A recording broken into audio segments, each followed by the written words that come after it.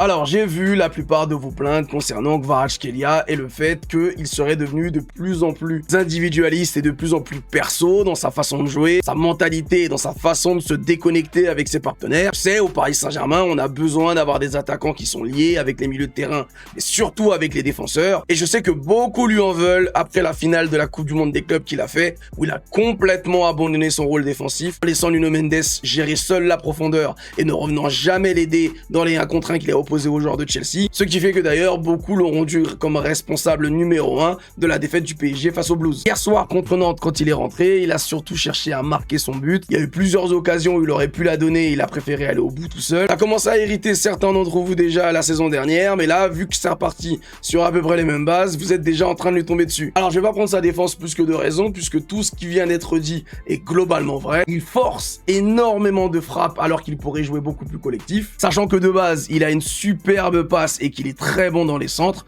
On l'a vu justement quand il est arrivé. Moi personnellement, j'ai simplement l'impression qu'on est face à un joueur qui ne state pas énormément et que ça commence à frustrer. En témoigne d'ailleurs la réaction de ses coéquipiers à la fin du match qui sont venus le chambrer sur une énième de ses frappes complètement ratées. Moi, c'est ça que je retiens au Paris Saint-Germain, plus que est-ce qu'il y a des joueurs qui ont de l'ego, est-ce qu'il y a des joueurs qui n'ont pas d'ego, que les joueurs professionnels aient de l'ego, c'est juste normal. C'est pour ça d'ailleurs qu'on n'a pas perdu contre Tottenham, c'est parce qu'ils ont refusé la défaite. Bien utilisé par un entraîneur, ça peut mener une équipe très loin. On l'a vu la saison dernière. Donc moi personnellement, je me fais pas de soucis davantage par rapport au fait que Kvaratskhelia serait un petit peu plus individualiste que la plupart des attaquants du PSG. Ce que je retiens moi du Paris Saint-Germain, ce sont ce genre de moves, comme par exemple quand Luis Enrique est venu chambrer Beraldo parce qu'il est en train de parler en français. Et avec vous. Parle français ou... Il a essayé coach, il a commencé. Ou même, je sais pas si vous l'avez remarqué hier soir, mais Fabien Ruiz s'est également exprimé en français. Pour moi, tout ça, ce sont les signes d'un groupe qui vit très bien, de joueurs et d'entraîneurs qui se respectent, avec des joueurs qui veulent s'inscrire dans la durée et qui se tirent tous les uns les autres vers le haut. On est très loin